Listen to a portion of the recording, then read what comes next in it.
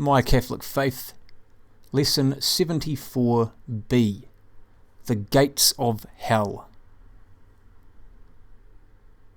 In the castle of Fontainebleau, Napoleon forced the Pope to give up the states of the Church, promising an annual income of 2 million francs.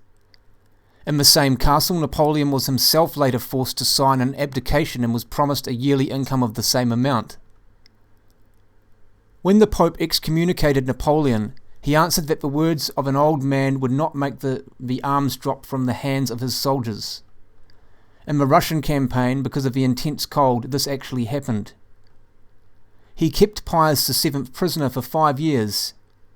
He himself was later a prisoner for 7 years. 4 days after ordering the union of the states of the Church with France, he lost the battles of Aspern and Erlangen.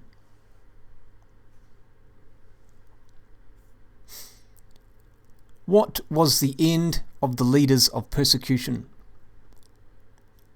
Many of the leaders of persecution came to a bad end. Of the first persecutors, several died violent deaths. The death of Judas is the type for his imitators. It is related that Herod, the murderer of the holy innocents, died in unspeakable tortures. Herod, the murderer of James the Apostle, was devoured by worms. Of the persecutors in Rome, Nero was deposed and in despair stabbed himself. Domitian was assassinated. Hadrian became insane. Marcus Aurelius, despondent over the ingratitude of his only son, starved himself to death. Septimus Severus, whose life had been attempted by his only son, died in despair. Decius died miserably in a swamp during a battle. Valerian was flayed alive by the Persians. Maxentius was drowned in the Tiber.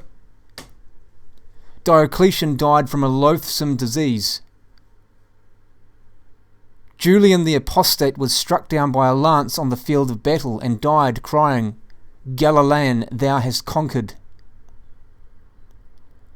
The case of Napoleon is instructive.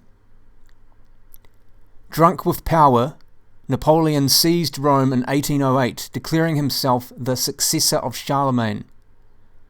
He banished cardinals and bishops, and carrying off Pope Pius VII, held him prisoner in Savona. Enemies of the Church exulted. The papacy is ended. The emperor has devoured the Pope. They forgot the divine promise to Peter. The gates of hell shall not prevail. On that promise was based the ancient saying, "Who eats of the Pope dies like a beast." On the same day that Napoleon died in exile at St. Helena, Pope Pius VII was celebrating his own feast day in Rome.